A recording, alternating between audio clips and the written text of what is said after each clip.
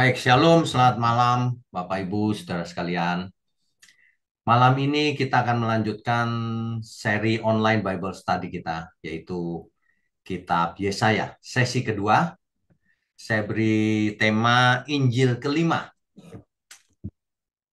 Baik, sebelum itu kita siapkan dahulu seluruh keberadaan kita. Mari kita berdoa. Bapa kami yang di surga, kami sungguh mengucap syukur kalau kami menjadi bagian dari komunitas kebenaran ini. Biarlah melalui pembelajaran demi pembelajaran, pengertian kami semakin benar, semakin lengkap, dan hidup kami semakin berubah. Seturut kehendak Tuhan, seturut rencana Tuhan. Terima kasih, mohon berkati program ini dari awal sampai akhir. Berkati juga mulut hambamu untuk menyampaikan kebenaran ini. Terima kasih, hanya dalam nama Tuhan Yesus kami berdoa. Amin. Kita mulai pembacaan dari Yesaya pasal ke-6, karena yang lalu sampai pasal 5. Di pasal ke-6 dijelaskan bahwa di dalam tahun matinya Raja Usia, jadi di tahun yang sama dengan matinya Raja Usia, Yesaya melihat Tuhan duduk di atas tahta yang tinggi dan menjulang dan ujung jubahnya memenuhi bait suci. Yesaya melihat bahwa dirinya ada di surga. Ini penglihatan ini. Ya, ini penglihatan yang dialami oleh Yesaya. Nah, di sana ada serafim, malaikat maksudnya ya, dan seterusnya. Dan mereka berseru kepada seorang kepada yang lain, Kudus, Kudus, Kuduslah Tuhan semesta alam. Ketika mendengar itu, Nabi Yesaya takut karena ia merasa tidak kudus. Wah, aku mati nih, ketemu Tuhan tapi tidak kudus. Tetapi untung Tuhan menguduskan Yesaya, sehingga Yesaya tidak mati. Nah, ketika Nabi Yesaya melihat penglihatan ini, itu tahun 740 sebelum Masehi, yaitu matinya Raja Usia itu di tahun itu. Ya, oke, kita lanjutkan dulu. Ya, Bapak Ibu sekalian, di kisah berikutnya, di Yesaya 6 ayat 8, lalu aku mendengar suara Tuhan berkata, siapakah yang akan kuutus? Dan siapakah yang mau pergi untuk aku? Maka sahutku, ini aku, utus aku. Yesaya menundukkan diri pada kebenaran yang Tuhan tawarkan, kepada kesempatan untuk melayani Tuhan, untuk diutus Tuhan. Ini aku, utuslah aku, kata Nabi Yesaya. Yesaya pasal 6 ayat 8 itu. Ya. Nah, keadaan umat ketika itu disampaikan oleh Yesaya itu di ayat 9 sampai 10. Ketika itu bangsa umat Tuhan ini keadaannya adalah seperti ini. Coba kita baca ya. Yesaya pasal 6 ayat 9 dan 10. Kemudian firman-Nya, pergilah dan katakanlah kepada bangsa ini, dengarlah sungguh-sungguh tetapi tidak mengerti. Jadi bangsa ini mendengar tapi nggak ngerti. Jangan, lihatlah sungguh-sungguh tetapi menanggap jangan. Ini bangsa ini begitu. Dikasih firman terus-menerus tapi tidak mengerti bagaimana harus hidup. Bahkan tegar tengkuk. Ya, dan seterusnya. Itu. Nah, kapan hal itu terjadi? Dijawab oleh Tuhan, sampai hampir seluruh negeri menjadi kosong. Itu ayat 11 sampai 13, Bapak Ibu. Ayat 11 sampai 13. Kemudian aku bertanya, sampai berapa lama ya Tuhan? Lalu jawabnya, sampai kota-kota telah lengang sunyi senyap. Tidak ada lagi yang mendiami, dan di rumah-rumah tidak ada lagi manusia, dan tanah menjadi sunyi dan sepi. Tuhan akan menyingkirkan manusia jauh-jauh, sehingga hampir seluruh negeri menjadi kosong. Yang penting ayat 13-nya. Dan jika di situ masih tinggal 1/10 dari mereka, mereka harus sekali lagi ditimpa kebinasaan. Namun keadaannya akan seperti pohon beringin dan pohon jawi-jawi yang tunggulnya tinggal berdiri pada waktu ditebang. Dan, nah ini perhatikan baik-baik. Dan dari tunggul itulah akan keluar tunas yang kudus. Tunas yang kudus. Ya. Perhatikan istilah tunas yang kudus. Itu dipakai di kitab lain juga, Yeremia. Bahwa Tuhan akan menumbuhkan tunas yang adil, tunas yang kudus. Ya. Oke, kita lanjutkan dulu. Ya, Bapak Ibu Saudara sekalian, ini adalah nubuatan yang terkenal Nabi Yesaya, yaitu Yesaya pasal 7 ayatnya yang ke-14. Sebab itu Tuhan sendirilah yang akan memberikan kepadamu suatu pertanda. Sesungguhnya seorang perempuan muda mengandung dan akan melahirkan seorang anak laki-laki, dan ia akan menamakan dia Immanuel. Apa artinya nubuatan ini, Bapak Ibu Saudara? Kita lanjutkan dulu. Ya. Nah, ternyata nubuatan itu seperti nubuatan yang lain bisa digenapi dalam 2 masa atau 2 waktu. Ketika Yesaya menulis ayat ini, tentu ia tidak tahu apa yang terjadi masa depan. Tentu ia tidak tahu. Nah, jadi ia menulis itu ada 2 kemungkinan. Ya, coba kita baca dahulu ayat sebelumnya supaya Bapak Ibu bisa ada gambaran. Ya, ayat 10-nya. Yesaya pasal 7 ayat 10.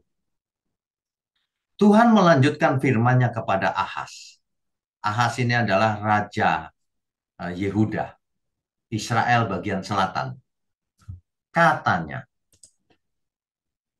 mintalah suatu pertanda dari Tuhan Allahmu, biarlah itu sesuatu dari dunia orang mati yang paling bawah, atau sesuatu dari tempat tertinggi yang di atas. Jadi Raja Ahaz ditawarin, coba kamu minta suatu pertanda kepada Tuhan. Tetapi Ahaz menjawab, aku tidak mau meminta. Aku tidak mau mencobai Tuhan.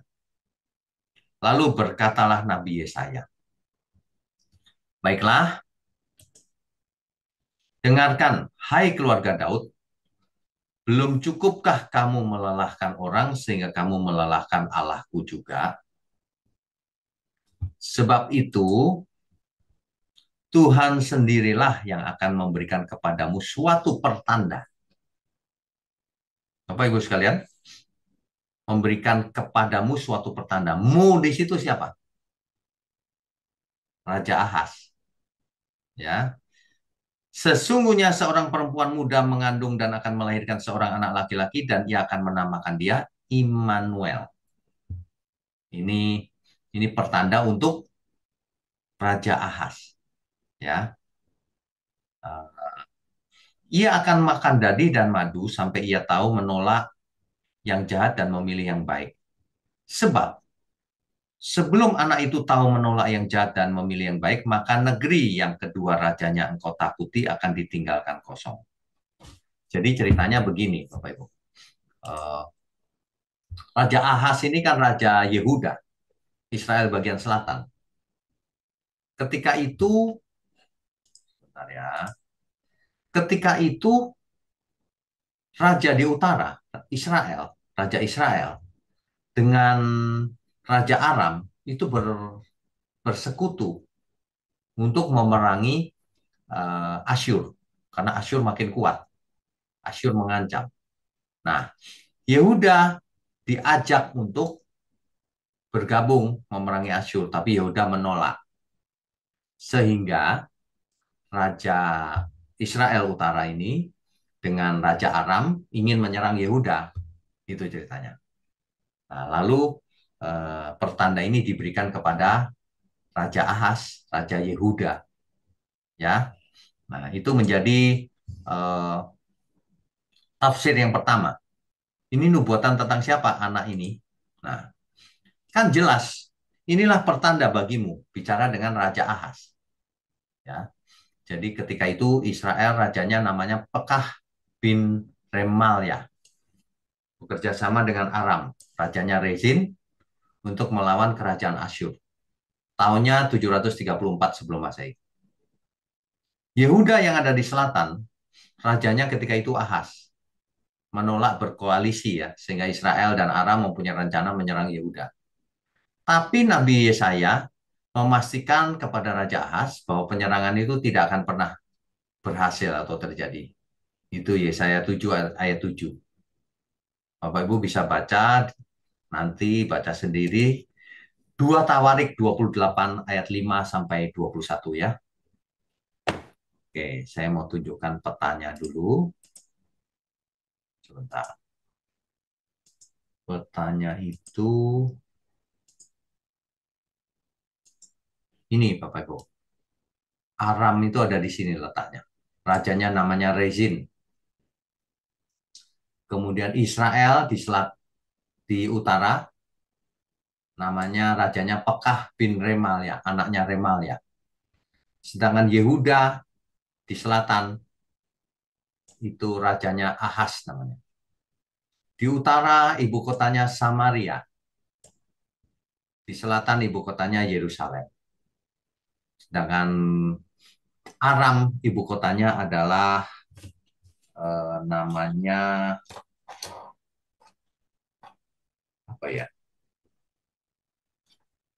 Damsik, kota Damsik namanya di utara ini, ya. Begitu kisahnya. Jadi yang pertama nubuatan tadi itu karena seorang anak telah diberikan kepada kita, itu digenapinya yang kemungkinan pertama adalah di masanya Yesaya masih hidup. Jadi Yesaya bicara soal anak yang akan lahir. Nah, itu kemungkinan pertama. Ya, ini dia. Tuhan memberikan tanda kepada Raja Ahaz. Yang dimaksud perempuan muda di situ, di atas itu adalah istri Raja Ahaz. Sehingga sebelum anak itu berusia 2 tahun, artinya 3 tahun sejak nubuatan Yesaya ini, maka kedua raja, yaitu Israel dan Aram akan dihancurkan. Yesaya 7 ayat 16. Coba kita baca ya. Yesaya pasal 7 ayat 16. Sebab sebelum anak itu tahu menolak yang jahat dan memilih yang baik, maka negeri yang kedua rajanya engkau takuti akan ditinggalkan kosong. Mengerti ya Bapak Ibu ya? Ini bicara dengan Raja Ahaz. Sebelum anak itu nanti tahu membedakan yang baik dan yang buruk, maka kedua raja yang kau takuti itu, yang oleh Raja Ahaz takuti, yaitu Raja Israel di utara dan Raja Aram. Raja Israelnya namanya Pekah bin Remalia, sedangkan Raja Aram namanya Rezin. Itu sebelum anak itu nanti bisa membedakan yang baik dan yang buruk, dua raja itu sudah hancur. Ya, ini nubuatannya digenapi, saudara. Nah, ya, itu yang kemungkinan pertama itu. Itu digenapi juga.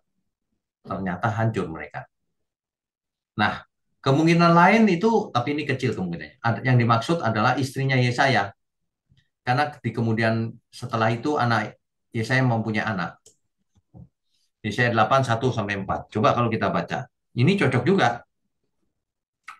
Berfirmanlah Tuhan kepadaku, ambillah sebuah batu tulis besar dan tuliskanlah di atasnya dengan tulisan biasa. Maher Shalal Haspas. Maka aku memanggil dua saksi yang dapat dipercaya, yaitu Imam Huria dan Zakaria bin Yeberekyah. Ya.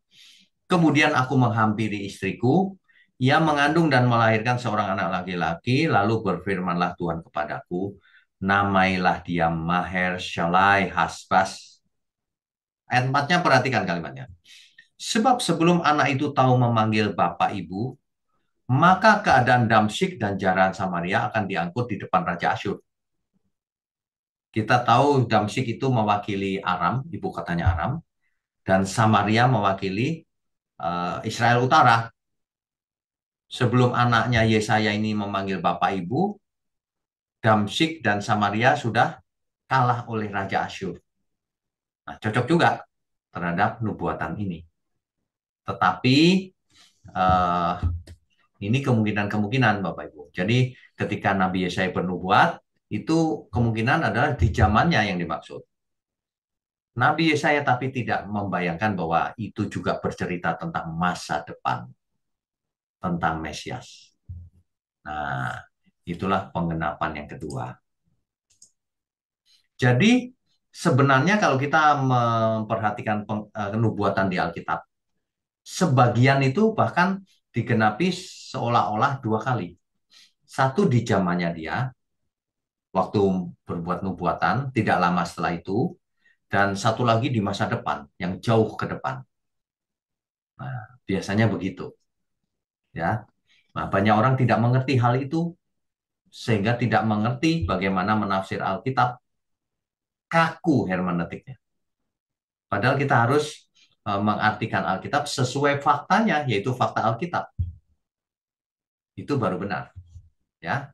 Nah, di pengenapan yang kedua ini, Nabi Yesaya itu seolah-olah seperti penjelajah waktu sudah ke masa depan. Dia bisa menyaksikan kelahiran, pelayanan, dan kematian Yesus di kayu salib. Makanya dia tulis seperti itu. Kalau anaknya kan nggak begitu. Jadi memang kadang-kadang nubuatan itu seperti ganda. Sebagian cerita di masa Nabi itu, sebagian tentang masa depan. Nah, penulis Perjanjian Baru mengutip kitab Yesaya lebih dari 50 kali. Lebih dari kitab-kitab lain di Perjanjian Lama kalau soal Mesias. Tentu saja, Yesaya tidak sedang menulis anaknya sendiri atau um, anaknya Raja Ahaz. Karena ini konteksnya Mesias. Tetapi kalau konteksnya tentang dua raja yang akan dihancurkan, yang Ahaz takuti, yaitu rajanya Aram dan rajanya Israel, nah itu nubuatan yang penggenapan pertama. Sebagian digenapi di sana. Nah, sebagian lagi tentang ini sampai ke perjanjian baru. Ya, inilah sebabnya kitab Yesaya ini disebut sebagian ahli Alkitab sebagai Injil kelima, kabar baik kelima. Kenapa? Menceritakan tentang Mesias. Matius, Markus, Lukas, Yohanes. Ini Injil ya, Bapak Ibu. Tiga yang pertama disebut Injil sinoptik karena isinya paralel, sebagian mirip, sebagian besar. Satu lagi Injil Yohanes agak berbeda cara membahasnya. Nah, Yesaya dianggap disebut Injil kelima. Itu sebutan para ahli kitab sebagian aja, ya. Jadi cerita tentang Mesias gitu. Uh, Bapak Ibu sekalian, jadi kalau kita membaca Alkitab harus bisa menafsir dengan benar. Kalau tidak nanti bingung, ya. Tidak usah heran nubuatan itu bisa dua kali penggenapan, tapi dua-duanya sesuai fakta. Jangan mengada-ada ya. Oke, kita berikutnya. Ya. Nah, dalam Matius 1 ayat 23, di situ Matius mengutip kitab Yesaya, tetapi dengan konteks yang baru. Perhatikan baik-baik. Sesungguhnya anak darah itu akan mengandung dan melahirkan seorang anak laki-laki, dan mereka akan menamakan dia Immanuel, yang berarti Allah menyertai kita. Ya. Nah, Matius menggunakan kata partenos, yang berarti pasti perawan artinya. Tidak mungkin perempuan muda, partenos. Sedangkan Yesaya dahulu menggunakan kata almah bahasa Ibrani-nya. Nah, almah itu bisa berarti perempuan muda, baik yang sudah menikah maupun yang belum menikah. Secara umum itu, almah itu. Ya, itu konteksnya Yesaya. Nah, Matius memperruncing konteksnya lebih tepat. Partenos, seorang perawan yang melahirkan itu. Nah, jadi jelas perawan di ayat ini menunjuk kepada Maria. Matius 1 ayat 18. Coba kita baca ya. Matius pasal 1 ayat 18. Kelahiran Yesus Kristus adalah seperti berikut. Pada waktu Maria ibunya bertunangan dengan Yusuf, ternyata ia mengandung dari Roh Kudus. Sebelum mereka hidup sebagai suami istri. Jadi Maria mengandung itu perawan, saudara. Karena Roh Kudus, ya, itu artinya. Nah, jadi seorang anak laki-laki yang dimaksud di sini adalah menunjuk kepada Yesus. Tidak bisa yang lain. Namakan ia Yesus. Yeshua dalam bahasa Ibrani-nya. Yeshua artinya YHWH menyelamatkan. YHWH dia yang menyelamatkan. Gitu artinya. Nah, jadi menunjuk kepada sang bapak yang mengutus anaknya. Begitu ya, jelas ya. Saya rasa itu jelas. Oke, kita lanjutkan. Nah, di samping nubuatan itu, banyak sekali nubuatan lain yang ditulis oleh Yesaya tentang Mesias. Contohnya beberapanya ini, saudara. Yesaya 9 ayat 2, coba kita baca ya. Langsung saja Yesaya pasal 9 ayat 1 sampai 2. Tetapi tidak selamanya akan ada kesuraman untuk negeri yang terimpit itu. Kan ceritanya Israel hancur nanti. Di utara oleh Asyur, di selatan oleh Babel. Ya, kalau dahulu Tuhan merendahkan tanah Zebulon dan tanah Naftali, daerah Galilea itu maksudnya, maka di kemudian hari ia akan memuliakan jalan ke laut, daerah seberang sungai Yordan, wilayah bangsa-bangsa lain.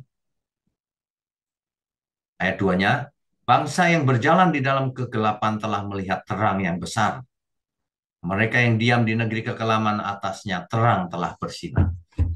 Yang pertama, nubuatan ini adalah akan ada waktunya di masa depan. Galilea akan dipenuhi dengan kemuliaan. Orang yang berjalan dalam gelap akan melihat terang yang besar. Itulah Yesaya 9 ayat 1 sampai 2. Kemudian Yesaya 9 ayat 6 sampai 7. Nah, ini terkenal juga nih. Ini yang tadi itu. Sebab seorang anak telah lahir untuk kita, seorang putra telah diberikan untuk kita. Lambang pemerintahan ada di atas bahunya. Dan namanya disebutkan orang penasihat ajaib. Allah yang perkasa, Bapa yang kekal, Raja damai. Ayat 7, besar kekuasaannya dan damai sejahtera tidak akan berkesudahan di atas tahta Daud dan di dalam kerajaannya. Karena ia mendasarkan dan mengkokohkannya dengan keadilan dan kebenaran dari sekarang sampai selama-lamanya. Kecemburuan Tuhan semesta alam akan melakukan hal ini. Ini jelas loh. Ini menunjuk kepada Yeshua, Sang Juru Selamat, Hamasyah. Yesaya 35 ayat 4 sampai 6. Katakanlah kepada orang-orang yang tawar hati, kuatkanlah hati, janganlah takut. Lihatlah, Allahmu akan datang dengan pembalasan dan dengan ganjaran Allah. Ia sendiri datang menyelamatkan kamu. Wah, ini luar biasa ini. Pada waktu itu mata orang-orang buta akan dicelikkan dan telinga orang-orang tuli akan dibuka. Pada waktu itu orang lumpuh akan melompat seperti rusa dan mulut orang bisu akan bersorak-sorai. Sebab mata air memancar di padang gurun dan sungai di padang belantara. Ini kita tahu terjadinya di zamannya Tuhan Yesus. Yang buta dicelikkan, yang lumpuh berjalan, dan seterusnya ya. Nah, satu lagi deh, nubuatan yang sangat luar biasa ini. Yesaya 61 ayat 1. Roh Tuhan Allah ada padaku. Oleh karena Tuhan Allah telah mengurapi aku. Ia telah mengutus aku untuk menyampaikan kabar baik kepada orang-orang sengsara dan merawat orang-orang yang remuk hati, untuk memberitakan pembebasan kepada orang-orang tawanan dan kepada orang-orang yang terkurung kelepasan dari penjara. Ayat ini ditulis oleh Yesaya 700 tahun sebelum Yesus lahir. Ya, ini nubuatan. Ya. Nah, di kemudian hari, 700 tahun kemudian, Tuhan Yesus membaca ayat ini di kampung halamannya, yaitu di Nazaret. Ya, di Nazaret. Bapak Ibu kalau ke Israel, kita mampir ke area yang diduga Yesus membacanya di sana. Dan mengatakan demikian. Itu Lukas 4 ayat 21. Coba kita baca dari Lukas ya, Lukas 4 ayat 21. Lalu ia mulai mengajar mereka. Sebelumnya begini, Yesus masuk ke sinagoga yang membuka gulungan kitab Yesaya, Yesaya 61 tadi, pasalnya, ayat 1. Lalu Tuhan Yesus membaca ayat itu, Yesaya 61 ayat 1. Kemudian di Lukas 4 ayat 21, Tuhan Yesus mulai mengajar demikian katanya. Pada hari ini, genaplah nas ini sewaktu kamu mendengarnya. Bapak Ibu bisa bayangkan nggak? Banyak orang mendengar kitab Yesaya dibaca oleh Tuhan Yesus. Lalu Tuhan berkata, hari ini jika kamu mendengarnya, nas itu digenapi. Apa artinya? Artinya Yesus mengaku bahwa ia menggenapi apa yang dinubuatkan oleh Nabi Yesaya. Roh Tuhan ada padaku. Itu maksudnya Yesus. Ya, Roh Yahweh ada padaku. Itu. Makanya orang-orang marah karena Yesus mengaku penggenapan dari Yesaya itu. Nah, itu yang membuat orang-orang marah lalu ingin mendorong Tuhan Yesus dari suatu tebing, Mount of Presepi. Itu kita ke Israel kemarin mampir ke bukit itu. Oke, kita lanjutkan dulu. Ya. Jadi yang dinubuatkan oleh Yesaya ini Mesias yang berbeda dibanding dengan apa? Bayangan orang banyak. Seolah-olah Allah itu membuat kejutan, mengirim Mesias yang diutus itu tidak seperti yang diharapkan umatnya. Israel mengharapkan seorang raja pejuang. Mesias itu seperti raja pejuang, seperti Raja Daud, bahkan lebih hebat dari Raja Daud. Begitu yang dibayangkan orang Yahudi ketika itu. Yaitu seorang pemimpin yang akan membebaskan Israel dari penjajah. Kan hari itu dijajah oleh Roma, ya kan? Jadi, dan memulihkan kerajaan Israel, bahkan menciptakan surga di bumi ini. Itu harapan orang Yahudi tentang Mesias. Makanya Yesus ditolak, karena Yesus berbeda. Mesias kok begini, kata mereka. Yesaya 11 ayat 6 sampai 9.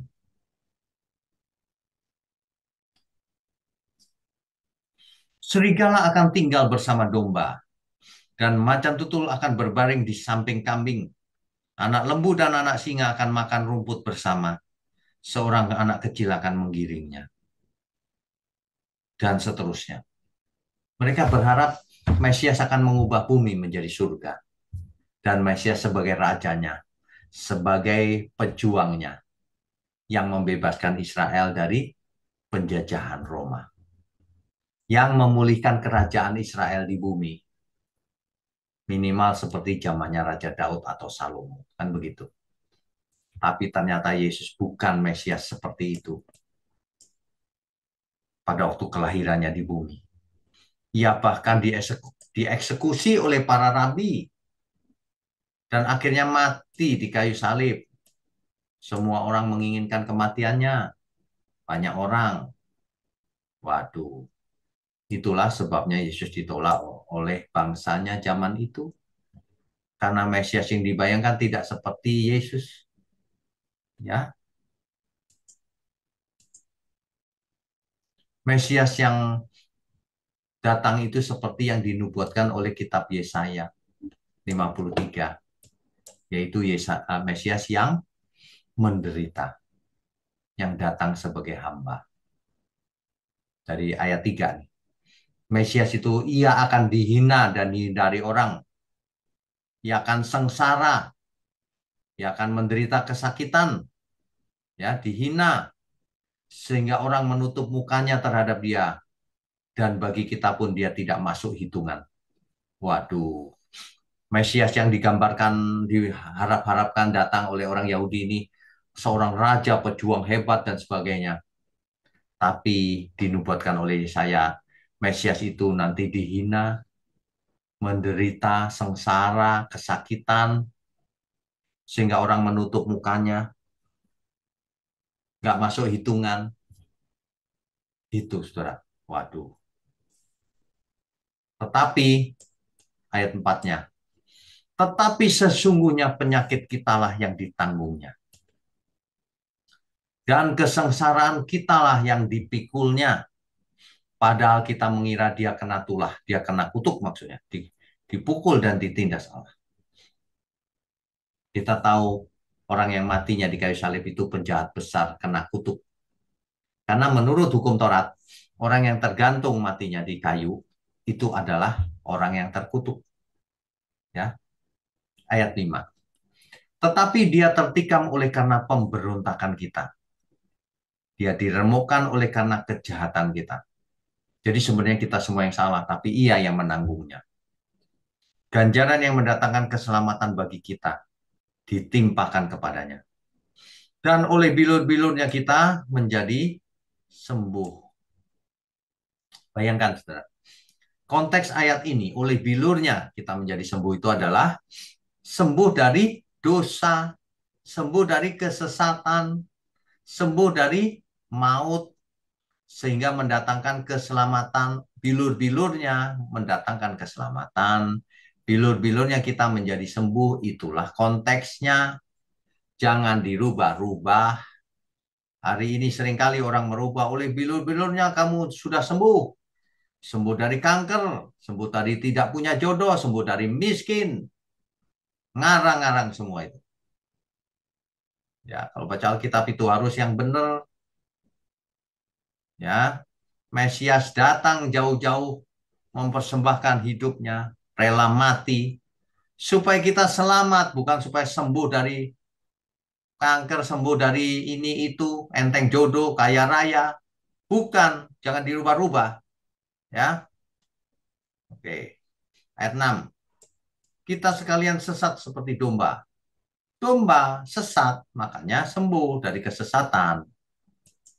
Nanti di perjanjian baru, dikutip juga ayat ini. Dengan konteks yang benar juga. Seringkali orang memelesetkan ayat-ayat Alkitab. Tidak takut Tuhan. Ayat 7. Dia dianiaya, tetapi dia membiarkan diri ditindas dan tidak membuka mulutnya. Tidak mengeluh dan sebagainya. Seperti anak domba yang dibawa ke pembantaian. Seperti induk domba yang keluh di depan orang-orang yang menggunting bulunya, ia tidak membuka mulutnya. Sesudah penahanan dan penghukuman ia terambil, dan tentang nasibnya siapakah yang memikirkannya?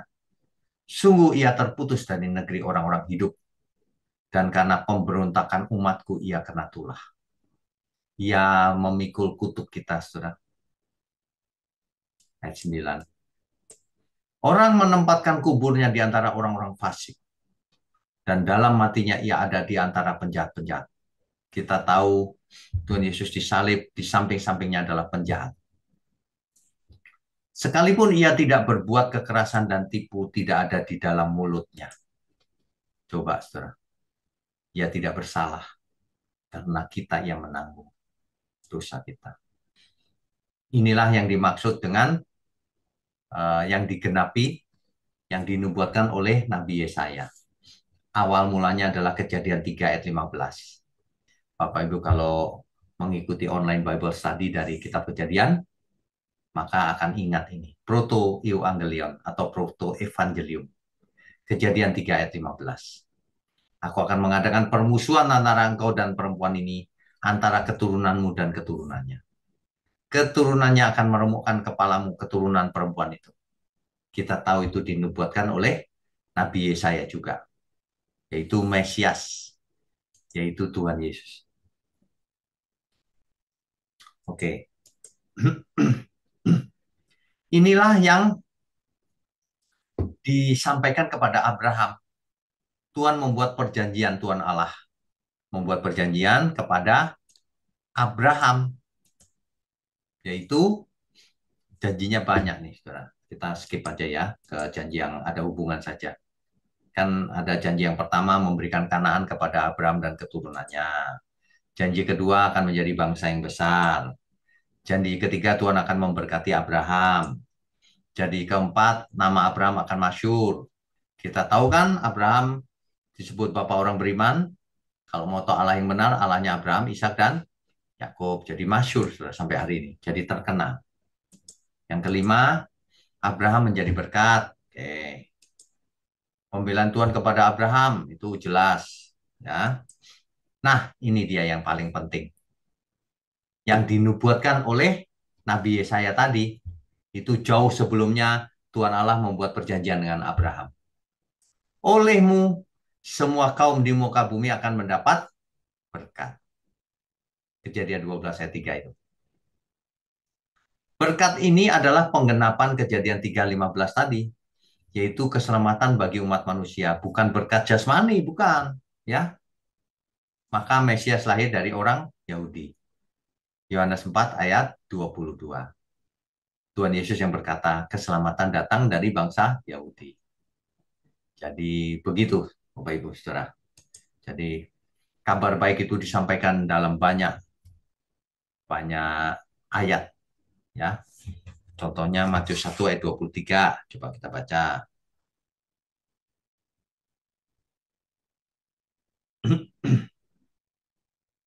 Sesungguhnya anak darah itu akan mengandung dan melahirkan seorang anak laki-laki dan mereka akan menamakan dia Immanuel, yang berarti Allah menyertai kita. Yeshua artinya YHWH, dia yang menyelamatkan. Turun ke bumi menyertai kita. Jelas ya? Galatia 3 ayat 16. Adapun kepada Abraham diucapkan segala janji itu dan kepada keturunannya. Tidak dikatakan kepada keturunan-keturunannya seolah-olah dimaksud banyak orang, tetapi hanya satu orang dan kepada keturunanmu, yaitu Kristus. Galatia 4 ayat 4. Tetapi setelah genap waktunya, maka Allah mengutus anaknya yang lahir dari seorang perempuan dan takluk kepada hukum Taurat. Ini hanya sebagian ayat yang melengkapi. Padahal banyak sekali nubuatan tentang Mesias di kitab Yesaya maupun di perjanjian baru penggenapannya. Ya, oke, kita lanjutkan. Ya, Bapak Ibu Saudara sekalian, Rabu depan kita akan membahas kitab Yesaya yang menubuatkan tentang kiamat atau akhir daripada dunia ini. Ya, jadi kita membahas kitab Yesaya ini sangat menarik. Ada banyak nubuatan tentang Mesias di kitab Yesaya. Ingat, nubuatan bisa berlaku ganda kadang-kadang, yaitu di zamannya Nabi yang bernubuat dan masa depan yang jauh ke depan. Nah, saya mau ingatkan, yang tahu masa depan hanyalah Tuhan Allah. Itulah sebabnya di Alkitab ada nubuatan, yaitu tanda bahwa Alkitab ini inspirasi dari surga, Roh Kudus, Roh Allah.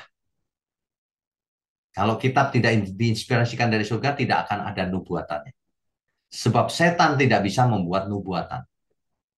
Ini salah satu bukti lagi bahwa Alkitab kita asli dari surga. Ya, demikianlah penggenapannya dari kitab Kejadian sudah dinubuatkan oleh Nabi Yesaya lebih jelas ciri-cirinya Mesias itu, dan kemudian digenapi di Perjanjian Baru. Amin. Kita bisa lanjutkan dengan diskusi dan tanya jawab. Sebentar saya buka dulu linknya. Oke, baik. Kalau ada yang bertanya, silahkan raise hand. Bu Mariana, silakan Bu. Ya Pak, selamat malam Pak. Selamat malam. Pak, saya mau tanya ya, kenapa ya orang Israel itu tidak sanggup melihat Mesias itu di dalam diri Tuhan Yesus itu? Apa ada alasan lain selain bahwa Yesus itu tidak sesuai dengan kriteria atau standar mereka, Pak? Apa karena waktu itu belum ada Roh Kudus atau apa gitu, Pak? Oke, baik. Satu-satunya alasan yang paling kuat adalah tidak sesuai harapan, Bu. Ciri-ciri Mesias itu tidak begitu, kata dia. Ciri-ciri Mesias itu luar biasa memulihkan kerajaan Israel. Oh, Bahkan, bahkan para rasul sendiri, ketika Yesus sudah bangkit, terus mau naik ke surga, pertanyaannya apa? Tuhan, kapan kau pulihkan kerajaan Israel? Gitu nanyanya. Padahal Yesus sudah mau naik ke surga. Para rasul aja begitu. Artinya semua orang pikirannya begitu. Mesias itu memulihkan kerajaan Israel. Gitu. jadi yang mereka pikir tuh yang fisik ya, Pak ya? Fisik. Nah, bukan Sebab, roh.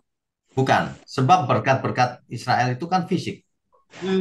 Oh ya, jadi masih terbawa ya, Pak ya? Ya, Nah, betul. dari dulu kan di perjanjian lama kan berkatnya selalu ngomongin tentang fisik. Jadi Ya, di perjanjian baru mereka kembali lagi berharap bahwa itu secara fisik juga gitu. betul.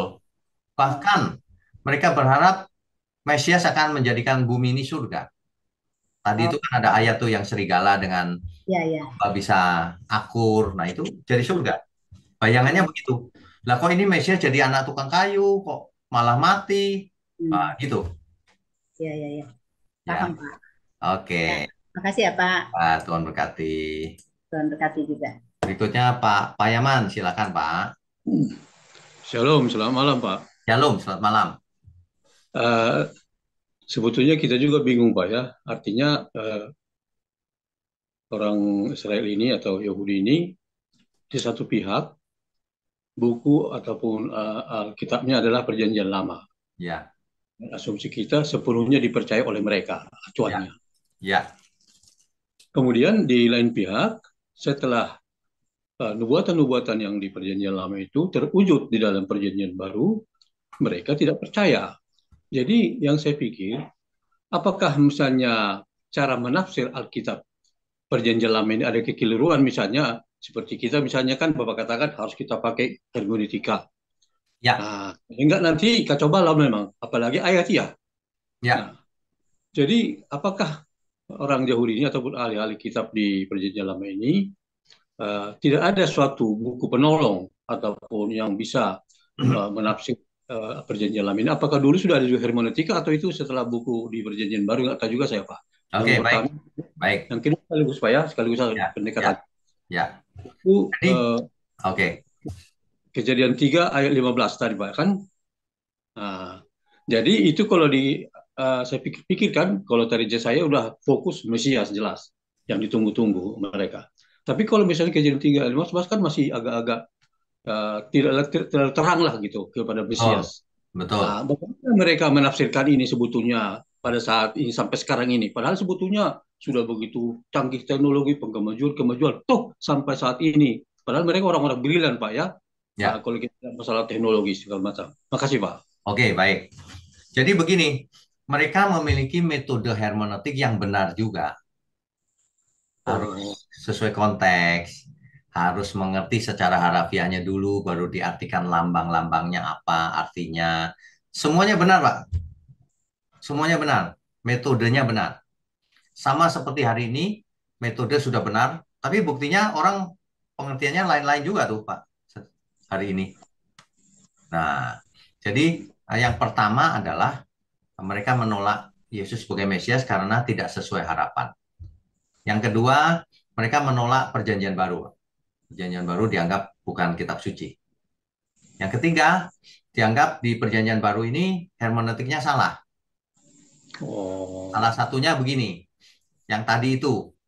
Menurut mereka itu anaknya Raja Ahaz atau anaknya Nabi Yesaya. Kalau menurut konteksnya itu.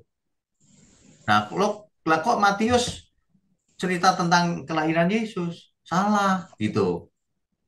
Padahal yang namanya nubuatan itu, ayat perjanjian lama itu bisa dipakai untuk menjelaskan fakta yang ada. Nubuatan kan tergenapi di fakta. iya. Faktanya demikian, gitu. Nah, orang Yahudi mikirnya nggak begitu. Dia nggak percaya fakta, nggak percaya fakta yang dinubuatkan digenapi dalam Yesus, nggak percaya. Makanya hermeneutik dianggap salah. Itu bukan perawan, itu perempuan muda gitu. Nah, Matius sengaja mengubah katanya almah, almah menjadi nggak bisa diartikan lain, mesti perawan. Gitu. Parthenos, kan gitu. Nah, jadi ini terjadi perbedaan pendapat dan harapan. Mereka nggak membayangkan Mesias itu seperti Yesus, makanya ditolak. Makanya ketika Yesus hidup, dimusuhi malah, Pak. Karena Tuhan Yesus dianggap sebagai menghujat Allah. Kan Yesus mengaku, akulah dia, Mesias, yang diutus oleh Bapa, yang diutus oleh Elohim. Akulah dia yang dimaksud oleh Taurat, kitab Taurat. Akulah anak dari yang terpuji. Gitu. Udah dihukum, salib, dianggap menghujat Allah. Begitu, Pak. Tadi Pak, kejadian 3 ayat 15 tadi bagaimana mereka menafsirkan itu Pak ya? Oh, oke. Kejadian 3 ayat 15, mereka menafsirkan akan ada pribadi yang meremukkan kepala si ular itu. Ya Mesias itu, Pak. Sama. Cuma Mesiasnya bukan Yesus, masih ditunggu. Oh, ya, ya, ya, ya. Gitu loh. Tetap Mesias Pak ya? Tetap Mesias. Cuma bukan seperti ini Mesias gitu, Pak. Ya, ya, ya. Ya. Ya. Makasih Pak. Selamat malam Ya. Pak. Terima Pak. Berikutnya Pak Samuel, silakan Pak. Shalom Pak Beknyo. Halo. Pak, kebetulan tadi saya melihat di YouTube ada khotbah dari pendeta terkenal di Amerika. Kebetulan Ya, berdasarkan Yesaya 11 ayat 6 sampai 9. Nah, ya. dia itu mengatakan bahwa yang paling tepat ini masalah milenial itu Pak. Premilenial milenialism itu paling tepat kata dia karena dia ambil dari Yesaya yang 11 ayat 6 sampai 9, Pak. Jadi penggenapan yang Tuhan Yesus akan lakukan setelah dia datang sebelum milenial itu Tuhan datang di awan-awan, terus ada masa tribulasi katanya, setelah itu ada masa 1000 tahun. Nah, dia pembenarannya masa 1000 tahun itu di bumi, dia bilang berdasarkan yang Yesaya 11 ayat 6 sampai 9, Pak. Kira-kira gimana Pak penjelasannya Pak ya? Itu udah pasti salah itu, Pak. Ini kan nubuatan ini tentang eh, keadaan di bumi yang diharapkan menjadi surga. Kita kan nggak bisa mengambil kesimpulan hanya berdasarkan beberapa ayat. Harus seluruh Alkitab, kan? Di Alkitab dikatakan nanti akan ada langit yang baru, bumi yang baru. Oh, itu jelas. Nggak ada kerajaan 1000 tahun di bumi. Kerajaan 1000 tahun di bumi itu ya sekarang ini, Pak. Itu simbolik. Coba bayangkan, Tuhan Yesus datang ke bumi, terus pakai mahkota jadi raja di Yerusalem. Apa maksudnya? Terus kita bisa ketemu Tuhan? Nggak bisa, Pak. Ditolak pasti sama orang Israel. Di monopoli. Oh, itu dia punya Mesias. Emang begitu? Nggak mungkin, Pak. Nggak mungkin. Ya dia ambil banyak ayat selain dari saya juga banyak ayat Pak. Dia kenapa berani berbicara seperti itu atas dasar apa Pak ya? Kira-kira Apa? Pak. Apanya? Khotbahnya Ya, dia dia salah berdasarkan tafsir, Pak. Dia salah oh, tafsir. Nanti kalau misalnya ketemu saya ya, ya gampang aja. Mau tahu benar salah itu gampang, Pak. Diurutin aja. Ketika manusia mati, kemana rohnya? Kemana rohnya? Jawab dulu. Firdaus Pak. Nah, orang itu jawabnya kemana? Nanti dia ada orang yang jawabnya gini, Pak, langsung ke surga atau ke neraka? Nah, udah pasti salah. Kan gitu. Nanti kita tahu, Pak, ada yang salah di penjelasannya itu. Gak utuh. Kalau kebenaran pasti utuh, Pak. Nanti kalau dia menjelaskan ya, saya kasih satu ayat, dia nggak bisa jawab. Iya, ini kok nggak cocok ya gitu. Nah, semua ayat harus cocok. Barulah itu tafsir yang benar. Gitu, Pak. Itu masa tribulasi itu sudah terjadi. Salah dia tafsirnya. Banyak orang itu salah karena mikirnya begini. Tak tribulasi nanti itu. Antikris nanti itu. Semuanya dibuang nanti ya. Sampai kapan nanti terus. Padahal Tuhan Yesus bisa datang malam ini kan. Nggak cocok kan omongannya. Coba tanya dia. Bisa nggak Tuhan Yesus datang nanti malam? Kalau memang tribulasi masih nanti, ya nggak bisa nanti malam dong. Pasti nanti dia bilang, bisa dong setiap saat loh. Salah, nggak konsisten. Kan tribulasi belum terjadi sama antikris. Menurut dia ya. Ya, menurut dia Tuhan Yesus datang dulu di awan-awan baru tribulasi, Pak. Gitu. Loh, Menurut dia. kembali lagi. Ya, Nggak menurut dia salah. nih, Pak. Ya, makanya nggak Oke, cocok jadinya. lupakan. Ya, ya, makasih, Pak. Oke, Tuhan berkati. Hmm, berikutnya siapa ya? Pak Kris ya? Ya, Ya, Pak Kris, silakan. malam, malam Mbak. Malam.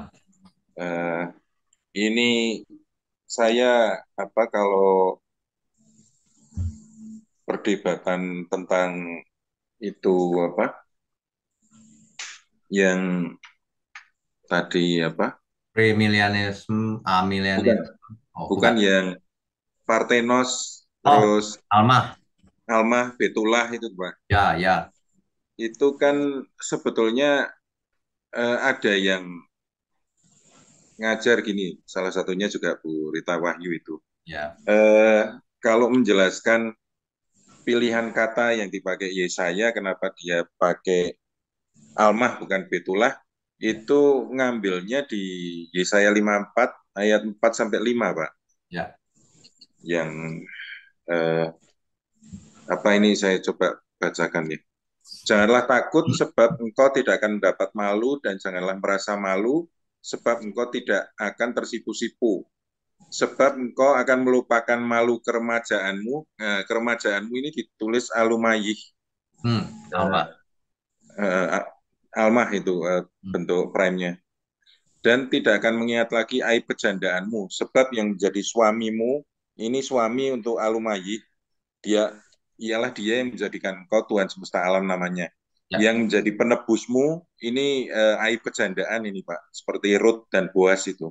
ya. Jadi penebusmu ialah yang Maha Kudus Allah Israel. Jadi dengan dalil ini menjelaskan bahwa pilihan kata yang diambil Yesaya untuk menjelaskan terjemahan Lembaga Alkitab Indonesia itu paling pas mungkin anak dara. Soalnya katanya kalau Betullah itu mau usianya berapapun asal pokoknya belum menikah itu Betullah. Hmm, Tapi kalau ini bicara anak dara yang belum bersuami itu eh, apa?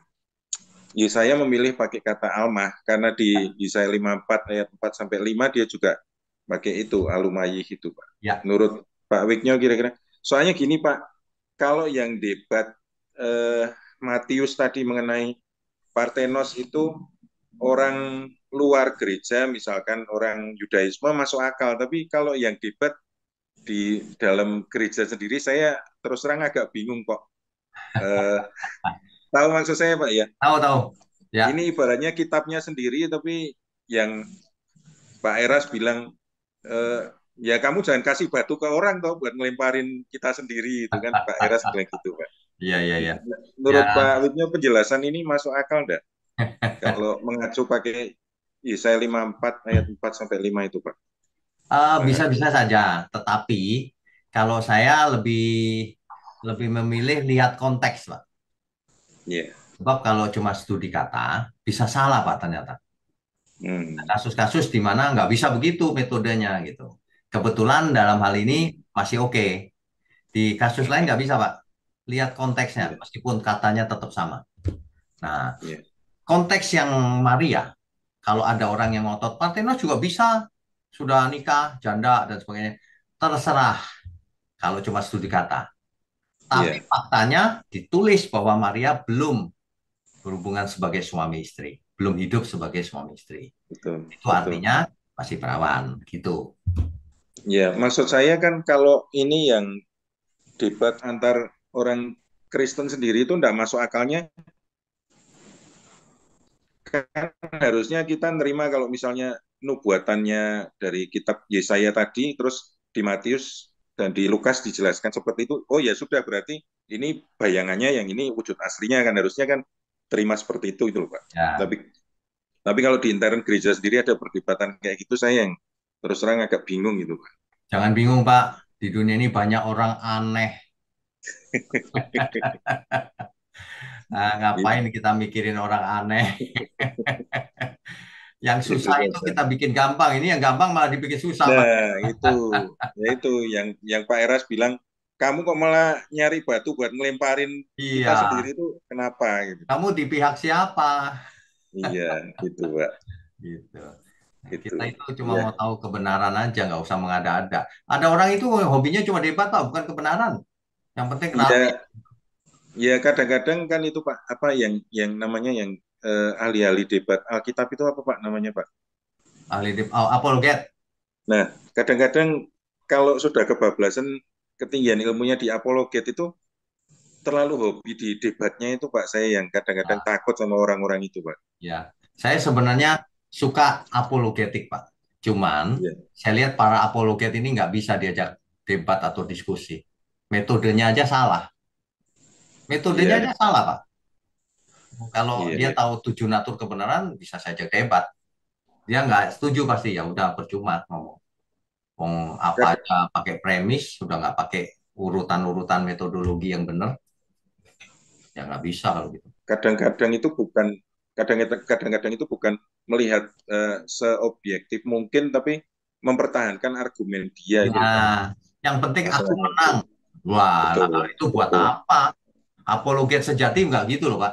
Apologet Ya, sejati itu mencari kebenaran. Kalau aku salah, ya. oh ya kamu benar. Itu, Carinya harusnya kan objektifnya bukan betul, menang atau kalahnya. betul. Menang kalah nggak penting, Pak. Siapa sih kita? Iya, Pak. Yang penting benernya yang mana? Oh, aku ikut yang bener kan gitu, yang benar. Iya. Dan Itu, kebenaran kan kita makin tahun makin tambah umur, kebenaran tahun lalu belum tentu masih relevan, Pak. betul, betul. Makanya kita Iya, nggak boleh kaku juga. Selalu belajar lagi, iya. evaluasi diri lagi, terus gitu. Iya, Pak. Itu Nah, saja, Pak. Terima oke, kasih, Pak. ya, terima kasih, Pak. Pak Konstanara, kemana ini? Sudah lama tidak tidak saya lihat. Ya Pak, di unmute. Ya, selamat malam Pak Wigno. Selamat malam. Sorry Pak Wigno, saya baru kembali ini malam. Tapi selama ini ikuti ya, Tidak rutin tetapi ikut Pak Wigno. ya ikut di Masih YouTube ketinggalan channel. yang lain. Ya, Ya, kalau yang lain ikuti Pak Wigno.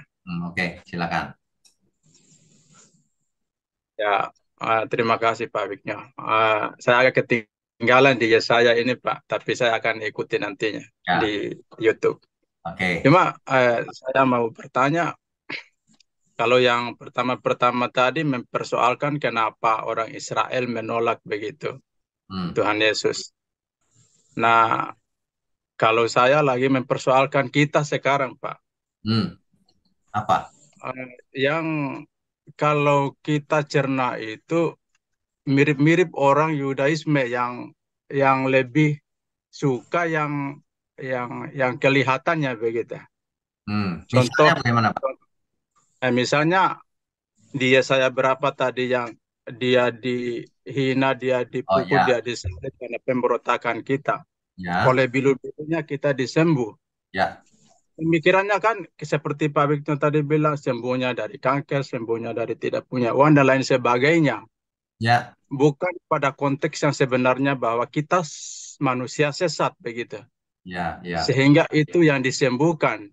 ya, Sehingga ketika kita juga berbicara, enggak, bukan itu yang diutamakan. Sehingga kalau semacam ini kan banyak yang apa namanya Pak Wignya di media sosial. Saya juga malas dengar. ya, Lebih baik saya belajar daripada saya berdebat. betul. Jangan buang waktu Pak. Iya, yang diberitakan kebenaran malahan tidak diterima, malahan dibilang sesat, di apa-apailah semua begitu. Ya, Jadi saya belajar diam, ya, namun saya belajar kebenaran. ya, Nah, yang mantap saya Pak. tanya, pertanyaannya saya, kenapa sih Pak kita di perjanjian baru, umat perjanjian baru yang dikatakan sudah lengkap semuanya. Menambah Roh Kudus sudah ada dalam diri kita lagi katanya. Toh kenapa kita tidak bisa menangkap itu kebenaran yang sesungguhnya? sesuai konteks Tuhan Yesus datang ke dunia, Pak. Oke, Yang menyembuhkan dari kesesatannya kita, baik. menyembuhkan dari ketidakketepatannya kita. Kenapa enggak apa yang menjadi penghalang bagi kita begitu di umat Oke, perjanjian baik, baru sehingga masih ada ini perdebatan begininya. baik, baik. Ini sebenarnya terjadi juga di zamannya Tuhan Yesus. Tuhan Yesus berkata begini, mengapa engkau tidak mengerti bahasaku? Mengapa engkau tidak menangkap firmanku? Gitu. Padahal bicaranya jelas. Karena satu, manusia punya motif, modus yang berbeda. Sehingga ayat Alkitab bilang apa? Belok akhirnya. Contohnya Yohanes 10 ayat 10. Aku datang memberi hidup untuk berkelimpahan. Yes, kaya raya gitu, Pak. Karena pengennya kaya raya, bukan melihat apa maksudnya, bukan. Itu yang pertama. Yang kedua, tidak belajar. Tidak mau baca Alkitab. Kata si ini, kata si itu. Yang ketiga, cuma berdasarkan buku, nggak mau baca sendiri. Terus nggak mau belajar, nggak mau dengar orang, maunya cuma menyerang. Ya kalau begini terus sampai mati ya nggak berubah orang, nggak ngerti-ngerti terus kebenaran. Ya, Yang betul, bicara Pak. mengajar pelan-pelan kebenaran, diserang habis. Ya kalau begitu caranya ya nggak ada orang bisa belajar. Kan mestinya Ya, bisa diskusi ya. Kalau salah, mana salahnya. Kan gitu, bukan nyerang orangnya. Nah, ya, banyak Pak. orang itu tidak bisa belajar karena sukanya itu nyerang orangnya, bukan isinya apa yang dibahas kan gitu harusnya ya. Iya, betul Pak Wiknya.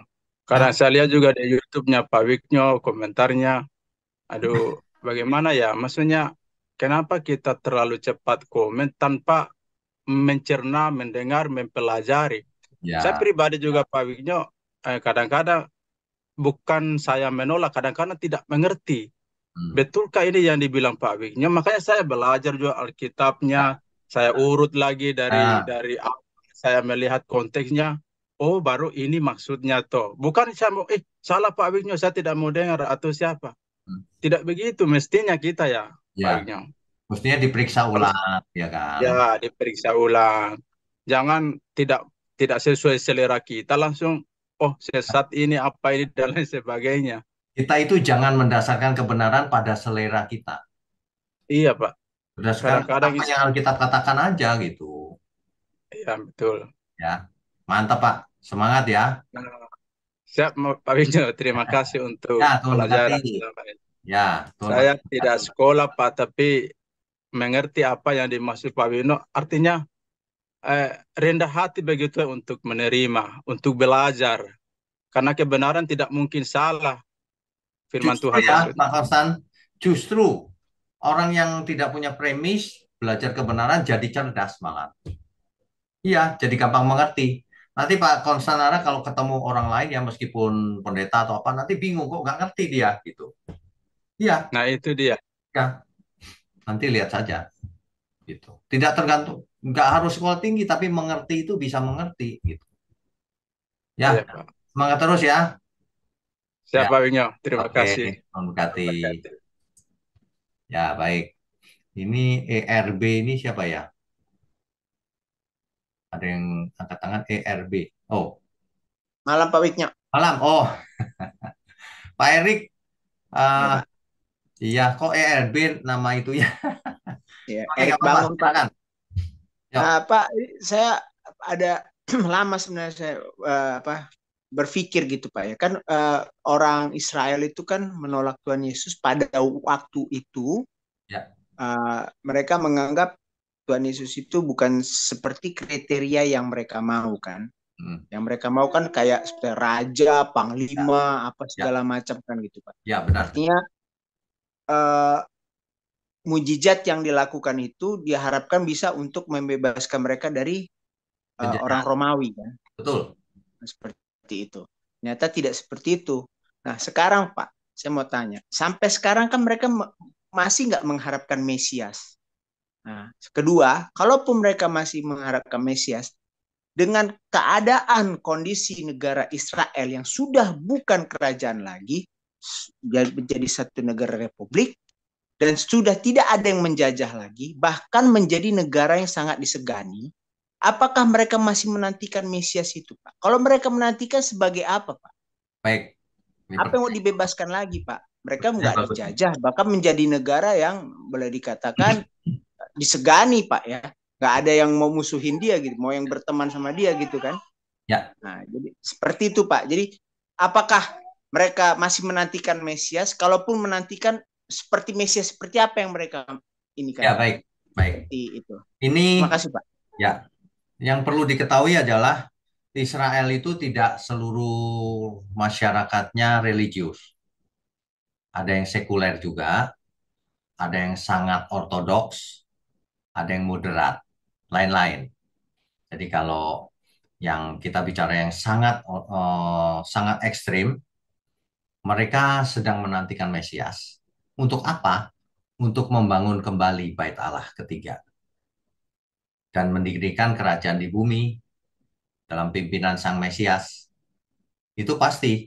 Karena kalau yang kelompok agak ekstrim ini, mereka berharap Mesias datang lalu menyucikan Bait Allah dan membangun kembali Bait Allah.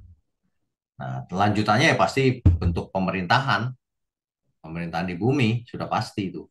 Tapi sebagian besar kan sudah sekuler juga. Jadi yang sekuler tidak mengharapkan itu. Gitu. Begitu Pak Erik. Baik, Pak. Berarti konsepnya udah terbagi, Pak ya. Udah samar begitu, Pak ya. Bukan samar. Menurut Bapak, Kalau yang dari sekuler kan dari tidak religius. dari Kalau tidak Bapak kan religius, sering ke Israel tuh, Pak. ya, Kira-kira pandangan mereka apa Bapak pernah tanya gitu di orang-orang Judea, orang-orang Yahudi di sana gitu. ya. Seperti itu. Saya tanya antara lain tentang Bait Allah. Nah, di situ dikisahkan bahwa mereka menantikan Mesias datang sehingga Bait Allah ketiga bisa dibangun. Sehingga Taurat bisa dipulihkan lagi. Kan Taurat sementara tidak ada korban bakaran, tidak ada tabut perjanjian dan sebagainya. Nanti pulih lagi setelah ada Mesias. Seperti zamannya Raja Daud misalnya, gitu. Seperti itu. Berarti bukan seperti yang nubuatan Yesaya lagi dong, Pak, sebenarnya. Mereka Di mengartikan nubuatan Yesaya itu yang saya pernah baca secara dangkal gitu, Pak ya, kan itu pembebasan, artinya pembebasan dalam kutip mereka udah dibuang. Orang Asyur di utara, orang Asyur selatan, orang Babilonia gitu kan, Mesopotamia. Nah, ini mau apa lagi gitu? Berarti konsepnya udah lain, Pak, udah politik, Pak ya, kalau kayak gitu. Mesias memang tercampur dengan politik, betul. Oh. Kan kerajaan Israel mau dipulihkan, nah itu politik tuh sebenarnya. Jadi kita bicara kerajaan, bicara politik memang, pemerintahan, gitu. Baik, Dan Pak. hukumnya Taurat. Oh, baik. Oke, Makasih, Pak. ya, Tun Kati. Siapa yang belum ya? Bu Farida. Bu Farida, silakan. Ya, Shalom Pak, selamat malam. Halo. Ya, saya izin off cam ya Pak ya. Oke, baik, nggak apa-apa. Silakan. Ya, Pak ini saya mau bertanya-tanya ya Pak ya tentang standar Mesias bagi orang Israel pada zaman itu Pak. Oke. Kenapa ya Pak? Padahal Yesus itu kan sudah membuat tanda-tanda mujizat ya Pak ya, menyembuhkan orang sakit, membangkitkan orang mati. Nah itu kan tanda-tandanya kan sudah sangat jelas waktu itu Pak. Dan juga Tapi, sesuai dengan nubuatan Nabi Yesaya juga kan ya Pak. Tapi ya, kenapa ditolak ya Pak? karena mereka menganggap itu menghujat Allah justru. Mengaku anak ini, mengaku Mesias, anak dari yang terpuji. Itu dianggap menghujat Allah. Padahal kan sudah Nah, sesuai dengan soal nubuatan mujizat Nabi dan Yesaya. sebagainya, kan dicatat di Alkitab kita bahwa malah didakwa itu kuasa dari Belzebul atau setan. Itu kuasa setan itu, gitu mujizatnya. Gitu. Oh, Didakwa sama mereka. Kan tercatat tuh. mhm. Gitu, Bu. Berarti mereka itu bangsa Israel waktu itu belum tercelik juga ya Pak ya. Dia ada apa ya istilahnya tahu nubuatan Nabi Yesaya tapi nggak ngerti ya Pak ya masih ya tentang mujizat-mujizat yang dilakukan oleh Yesus saat itu. Mereka merasa itu mujizat dilakukan bisa itu karena itu kuasa Beelzebul, kuasa Oh, setan, dia bilang. Dan berarti bukan karena. mereka marah ketika Tuhan Yesus bahkan menjelaskan siapa dirinya. Setelah membaca kitab Yesaya, dia bilang, ketika kamu mendengar ini digenapi. Roh Tuhan ada padaku. Yesus kan bilang begitu. Digenapi. Oh, Nah, mereka marah malahan. Gitu. iya, paham. Ya. Ya, oke. Terima kasih Pak penjelasannya. Berkati. Ya, Tuhan berkati. Yang terakhir Ibu Meme. Oke, silakan. Oke, makasih ya Pak untuk semuanya. Oke. Kebenaran yang Bapak sampaikan malam ini dan juga waktu yang sudah Bapak sediakan sharing untuk kami. Thank you. Saya mau tanya ini Pak tentang Yesaya itu Pak, Yesaya 6. Ya. Yesaya mendapatkan panggilan Allah. Apakah Yesaya hadir secara fisik atau ia sedang melihat penglihatan ya Pak ya? Oke, baik. Pertanyaannya bagus nih. Yang namanya penglihatan itu bukan secara fisik. Dia bisa melihat entah itu dalam mimpi, entah itu dalam bentuk yang lain. Dia hanya penglihatan gitu. Nah, penglihatan itu pernah saya jelaskan di masa Perjanjian Lama itu penglihatan itu bisa berupa mimpi, bisa berupa ya dia melihat. Melihatnya bukan melihat di dunia ini, mendapat penglihatan gitu, semacam apa ya? Semacam dia lihat dalam bayangan atau apa gitu. Bisa lihat ya. Ditunjukkan gitu. Bukan secara fisik dia pindah ke sana, bukan. Saya ingat gitu juga Pak. Bagaimana? Saya ingat seperti juga itu Pak yang Bapak bilang tadi, bukan seperti fisik kita dipindahkan gitu. Oh iya, bukan dipindahkan. Bukan. Ya. Begitu, Bu Meme? Hilang lagi suaranya. Ya maaf Pak. Oke. Kedengaran ya Pak ya? Ya, kedengaran. Ya, oke, satu lagi boleh ya Pak ya? Boleh, silakan. Saya mau tanya lagi, tetap juga di dalam Yesaya 6 ini juga Pak, tapi dia di ayat 6. Ya. Apakah Yesaya juga menjadi tidak berdosa Pak secara sempurna setelah batu bara diletakkan di mulutnya ya? Oh, mengerti. Iya, Mengerti. terima kasih. Ini maksudnya adalah Yesaya itu orang berdosa, tetapi dilayakkan oleh Tuhan. Itu maksudnya. Sama seperti kita masih berdosa, tapi dilayakkan untuk menjadi anak Allah. Makanya kita harus belajar terus menyucikan diri sampai kita mati. Gitu. Dianggap layak sementara. Gitu. Sebab kalau nggak layak, kita nggak bisa hadap, nggak bisa berdoa sama Tuhan. Dianggap layak dulu. Tapi harus menyucikan diri terus. Menyempurnakan diri.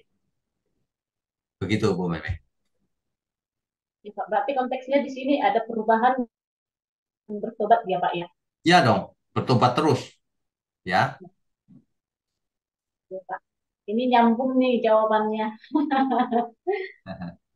Oke. Ya, makasih ya Pak. Ya, berkati. Oke, Bapak Ibu, Saudara, kita sudahi malam ini. Mari kita berdoa. Bapa yang di surga, terima kasih untuk malam ini. Kami semua diberkati dengan kebenaran firman-Mu. Biarlah ini menjadi berkat dan hikmat buat kami semua. Agar ke depan kami benar-benar hidup seturut kehendak Tuhan. Makin percaya, iman kami makin matang, makin dewasa. Terima kasih Tuhan, hanya dalam nama Tuhan Yesus kami berdoa. Amin. Saudara sekalian, bicara soal kebenaran, setiap orang merasa benar.